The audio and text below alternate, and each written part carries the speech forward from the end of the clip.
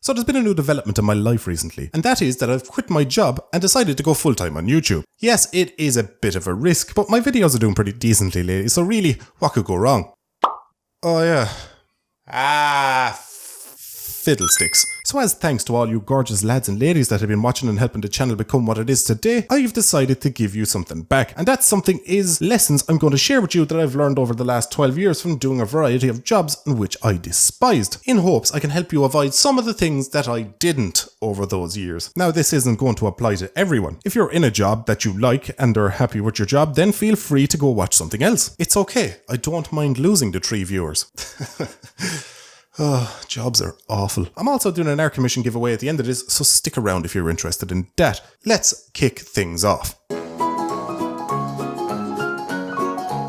Always be looking at the door. Not literally, it's a figure of speech. I don't want to see you people out there Blair Witching in front of shop entrances scaring the snot out of old people. I mean, always be looking for a way out, be it mentally or putting things into motion. The quickest way to pure job loading in an already shitty job is the prospect of never being able to leave. It turns a normal crap job into a mental prison where the soap is extra slippery and you have an itchy toe. Take it from me. Having something to work on the side goes a massive way to improving your overall mood and attitude in life, not just in a job. Feels like you're actually making progress and moving forward towards something better, which is something I think a lot of people worry about, particularly men in their mid to late 20s. Never forget that you only work for money. That is the reason you get up in the morning and the reason you stop working when your shift ends. Cash is king. You're not loyal to the company, you're loyal to the money. You're not a member of the company's family, you're a paid mercenary. You ain't no bae, you as a hoe. Yeah, your boy Ducky can get down with the black community. Shit. Cancel Ducky. It's on the fucking horizon, I can see it. I want to hammer home that fact because employers are bastards who don't give a shit about you. Maybe not all of them, but the vast majority of them would replace you faster than lubed up balls on cling film. And there's too many people bending over backwards, going the extra mile and agreeing to do things for their boss that they aren't paid for. Be it staying late without extra pay, travelling long distances without extra pay, or putting on a fake smile. It's not in my contract, Thomas. I'm a cashier, not a fucking amusement park entertainer. Oh, I'm so glad that's behind me. There is no thanks for nice people in bottom-end jobs. You won't be looked upon favourably, and if you were, it'll be forgotten within a week or the next time you show up 11.5 seconds late, whichever happens first. If they need you badly enough for something, then they can pay you like the money-hungry whore they hired you to be.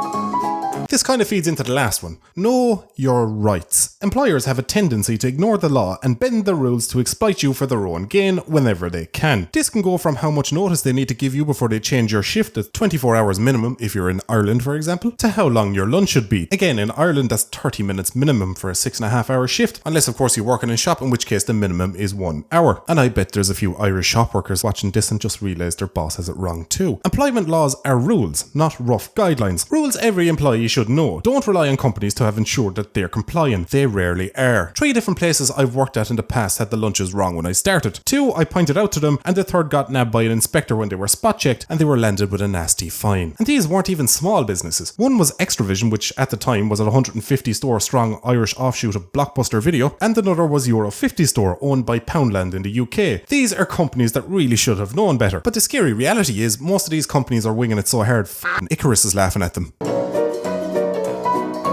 Leave your work at the door. Look, we've all been there. You put down a long day, you finish your shift, but you haven't mentally checked out because you're thinking about the sheer mountain of shit that you have to finish off tomorrow when you come back in. Plays on your mind for the night, you can't relax. You know tomorrow is going to be another long day, especially because Sally spends her day laughing into her phone like the Joker's just discovered memes. And the last time Terry broke a sweat doing something, it cost him about 50 quid. So you know you'll be left to do all the work by yourself. There is no real solution to this, I won't lie. But my advice is just leave it behind you when you clock out. It doesn't matter what day of the week it is, you'll always have something to do. It's a job, it's literally the only reason they pay you. But I can understand the anxiety that comes with that regardless. So what helped me was to mentally put it aside. Tomorrow's Ducky can sort it out. He is an absolute ledge. And if it ever gets so bad that the thoughts of going to work in general gives you anxiety, then change your job. Even if it's just more of the same, the change of scenery will help your brain calm down, even if it only works for a couple of months. never feel guilty when taking a day off. I actually rarely took days off outside my holiday days, mostly because I couldn't afford to, but even on the occasions where I could stand to lose a few pound, I rarely took time off anyway. I felt too bad for the manager. I didn't want to land him with the task of trying to get somebody to cover and risk leaving them short staffed for the day, giving them extra work to do. But looking back, I really regret not taking more days off. Yeah, it would have been a nuisance for the manager, but you know what? Fuck him. Managing staff is literally his job. That is why he drives a 2020 BMW and I drive a 2007 Jetta. Nobody else hesitates to take a day off where you work, so neither should you. Never feel bad about doing it. And pro tip from my time spent working as a supervisor, if you need a day off, don't tell them you're sick. You may think that telling them that you've had so much diarrhea that you're almost certain you lost a kidney in the process is a good excuse, because who would say that unless it was actually happening? But that excuse is actually more common than you'd think. If you really want a day off, no questions asked, then just say it's a family emergency that you'd rather not talk about, and you'll be given all the time you need. So I hope this video helped you lovely lads and ladies some bit in coping with a bad job. Without outright changing your job to something better, there is no proper solution, but hopefully my advice helps lessen the pain somewhat.